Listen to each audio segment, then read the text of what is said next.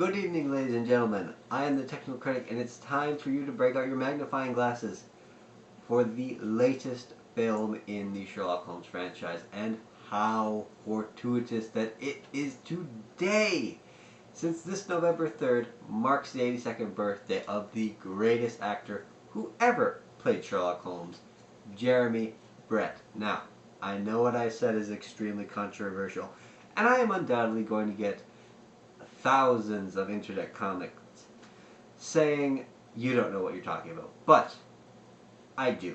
I have the facts to back me up. I know that Basil Rathbone was the first. And yes, I know that Benedict Cumberbatch has made his entire name playing Sherlock in the modern era and has essentially resurrected a dead brand. However, there is no, and I mean no actor ever out there who ever played the character the way that Jeremy Brett did, with just the sheer breadth and depth that he went into. If he is not the best, he most certainly holds the records for the most Sherlock Holmes. And as a devoted Sherlockian, he is my preferred and perfect Mr. Holmes. Just the look, the manner, everything came together. Why am I talking about this?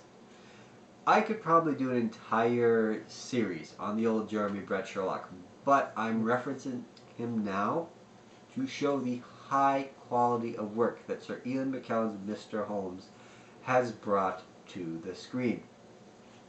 And it's in a very, very interesting role. Sir Ian McKellan, Gandalf, is playing Mr. Holmes, or for those of you who are much younger, Magneto, is playing Sherlock Holmes in the last chapter as the detective's life comes to a close. Now, for those of you who are not Sherlockians, and who may have no background knowledge of this, Holmes, at the end of his career, made arrangements for his retirement and moved to Sussex Down, playing out his days as a beekeeper / consultant for the London police, coming out of retirement only briefly and on occasion for a case via special request from London or one that was close at hand, for example, the case of the Lion's Mane. And while this seems like a very ignominious and unfitting end for literally the greatest detective of any era, Holmes, as portrayed on film, has continued on. He's basically outlived everyone. He's way into the modern era. Now, if I'm correct, the books in about the 1910s place Sherlock in his late 60s, almost 70. This movie places him at 93, somewhere after World War II. So World War II has just come to a close. And Sherlock Holmes has survived all that. Sherlock Holmes outlived Hitler in this movie. So he is literally a man out of time. The approach that is just brought to this dying detective is worthy of Jeremy Brett.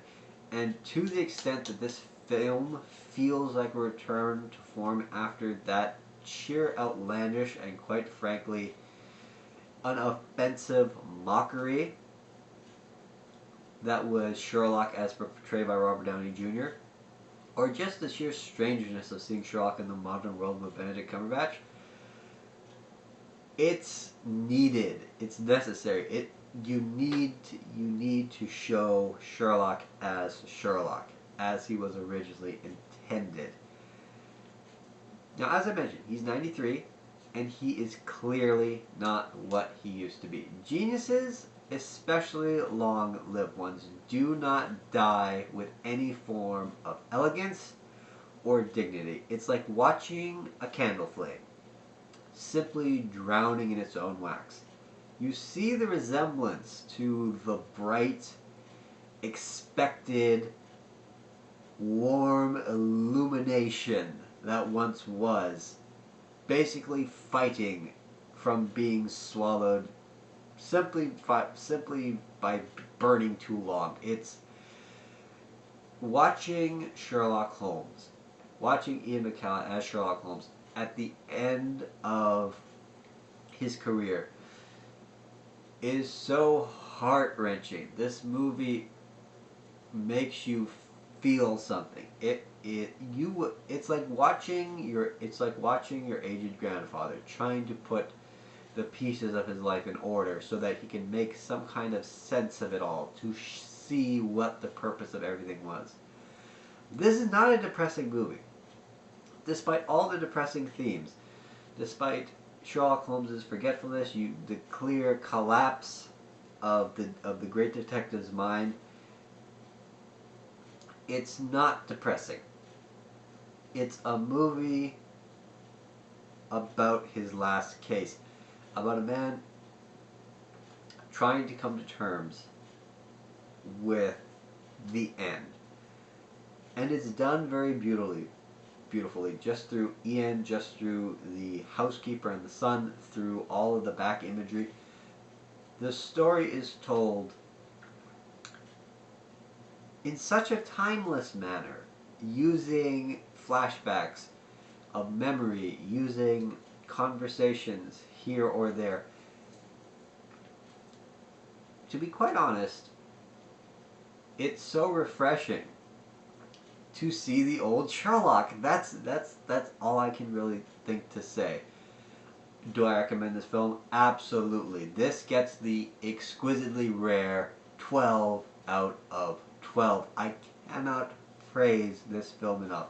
And I encourage you to watch it. It is quite frankly the best Sherlock I have seen in a long while. And I hope that you find it as endearing as I did. Everything, the setting, the story, even the makeup, down to the makeup, you feel like you could see right through Ian McKellan's skin. You see there is age and weight and presence to this Sherlock. You have to see this film. Please go out there, find it on the internet, rent it on Netflix, whatever you have to do. See this film.